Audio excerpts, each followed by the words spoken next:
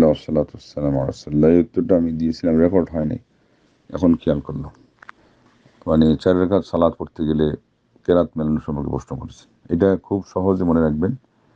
2টা কথা। প্রথম হলো, ফাতিহার অতিরিক্ত যে কেরাত আমরা যেটা বলি, এটার বিধান হলো মুস্তাহাব।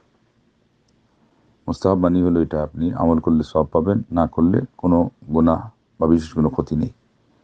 ওই ঘুরে ফিরে ওইটাই হবে যত আয়াত পড়তেন অক্ষরে অক্ষরে সওয়াব আসতো, এটা আসে নাই, ব্যাস। কিন্তু সালাতের কোনো বিশেষ ক্ষতি নেই।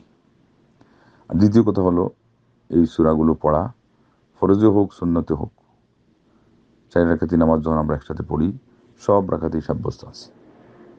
তো একটা জানা গেল যে কোনো রাকাতি না পড়লে হবে সমস্যা হবে না।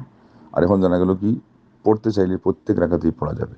এই 2টা কথা মনে রাখলে এখানে অনেক জটিলতা উঠে যাবে। আমার সমাজে জটিল সৃষ্টি হয়েছে এই জন্য যে এনারা ওয়াজিব করে দিছে, ছোট হলে 3 আয়াত পড়া লাগবে, বড় হলে 1 আয়াত চলবে। 2 নম্বর জিনিস দিয়ে কষ্টকর পরিবেশে মানুষকে ফেলাইছেন কি, যে এটা হলো প্রথম 2 রাকাতে পড়া হয়, দ্বিতীয় 2 রাকাতে নাই।